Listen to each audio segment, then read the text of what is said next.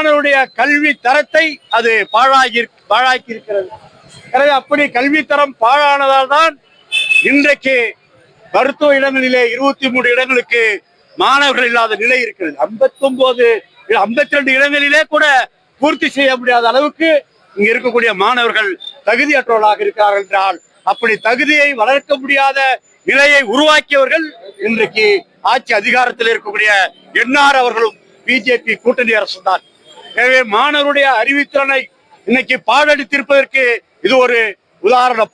எனவே எங்களுடைய தமிழ் உரிமை இயக்கத்தினுடைய தலையாய நோக்கம், எதற்காக இந்த தமிழ் உரிமை இயக்கம் உருவாக்கப்பட்டிருக்கிறது என்றால், இங்கே பயிற்று மொழி தமிழ் மொழியாக இருக்க வேண்டும். ஆரம்ப கல்வி முதல் ஆராய்ச்சி கல்வி வரையில் தமிழை பயிற்றுவிக்க வேண்டும். ஆட்சி மொழி, வழக்காடு மொழி, வழிபாட்டு மொழி, வணிக மொழி, அனைத்து மொழிகளும் தமிழ்தான் இடம்பெற வேண்டும். இன்றைக்கு அரசு அலுவலகங்களாக இருந்தாலும் பெயர் பலகைகளாக இருந்தாலும் சரி, அல்லது அரசு சார்பு நிறுவனங்களின் பெயர் பலகைகளாக இருந்தாலும் சரி, அல்லது வணிக நிறுவனங்களின் பெயர் பலகையாக இருந்தாலும் சரி, அனைத்தும் வேற்றுமொழியிலே இருக்கிறது. தமிழ் மொழியிலே அந்த இடமில்லை. எனவே தமிழ் மொழியிலே அது பெரிய அளவில் இடம்பெற வேண்டும் என்கிற அரசாணை 1964 அன்றைய ஆட்சியாளர்கள் அதை உருவாக்கி இருக்கிறார்கள். ஆனால் இன்று வரையில் இருக்கக்கூடிய ஆட்சியாளர்கள் அதனை கடைபிடிக்காமல் இருக்கிறார்கள்.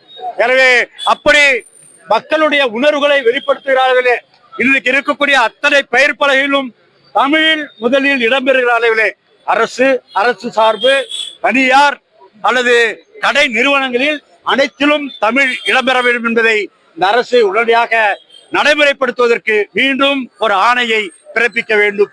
அப்படி நடைமுறைப்படுத்தாதவர்கள் மீது சட்டப்படியான நடவடிக்கையை இந்த அரசு எடுக்க வேண்டும் என்கிற வேண்டுகோளை நாங்கள் இந்த கூட்டத்தின் வாயிலாக முன்வைக்கிறோம்.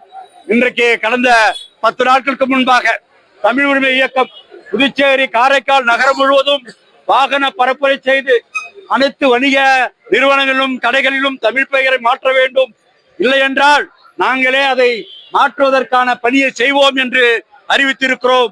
இந்த போராட்டம் முடிந்ததற்கு பின்பு எங்களுடைய அமைப்புடைய கூட்டத்தை கூட்டி அதற்கான நாளை குறித்து புதுச்சேரி முழுவதும் இருக்கக்கூடிய ஆங்கிலம் மற்ற மொழிகளில் இருக்கக்கூடிய பெயர் பலகைகளை அப்புறப்படுத்துவோம், அகற்றுவதற்கான போராட்டத்தை முன்னெடுப்போம்.